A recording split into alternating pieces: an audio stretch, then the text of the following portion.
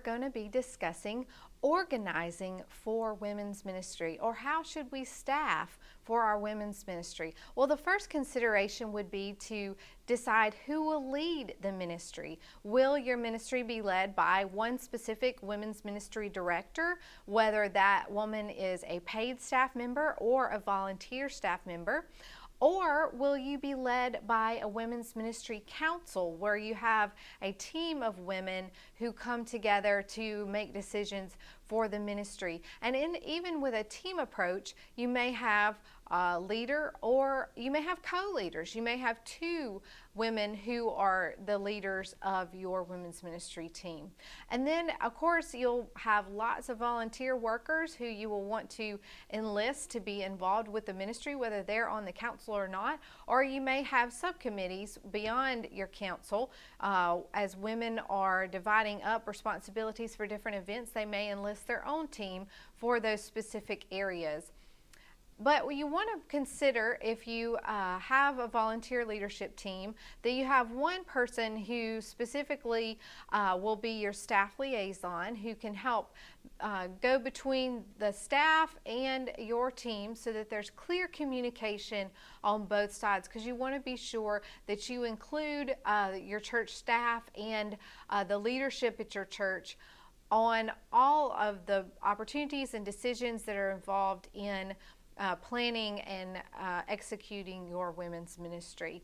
And then I would encourage you to enlist the support of your pastor's wife or the staff wives. They do not necessarily have to be in charge of the women's ministry unless they feel called to do so, certainly, but you want to be sure that you include them, that you communicate with them events that you have coming up, and that you ask them to pray and be involved as much as they feel led to do so. Typically in Southern Baptist churches with women's ministry, we've had several different arms. You have your missions arm led by the Women's Missionary Union, and then you have evangelistic arm led by the North American Mission Board, and of course Lifeway Christian Resources leads the enrichment arm of those opportunities for women in women's ministry. And then there can be different models for how you organize the women's ministry in your church, whether it falls under the educational ministry or directly under the leadership of the pastor, depending on your church size and how your organizational structure is set up. And then, of course, in some churches you may still have a women's missionary union that meets as well, or some type of women's mission group, and so you want to determine whether or not those ministries will work side by side, whether one ministry kind of leads the way for the other ministry, or how you would have those staff organization opportunities set up.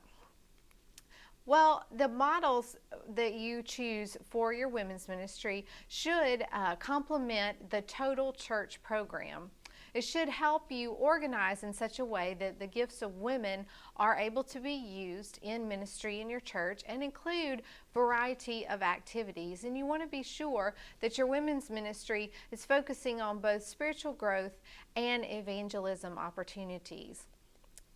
In your women's ministry, you may have opportunities that are primarily including women in your church of all ages and stages. You want to be sure you include all women in your church, as we talked about in the unit on generations in women's ministry. Very soon we'll be having 5 generations of women who would be able to be involved in your women's ministry. And then, of course, you want to provide opportunities for ladies of the community to come and be involved as well, so that you can reach out to your community and share Christ with other women.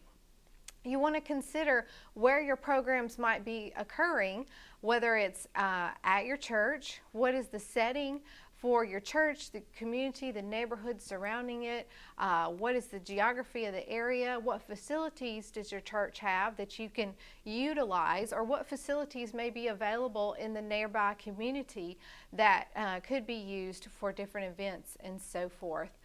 And then you want to consider the timing of your programs.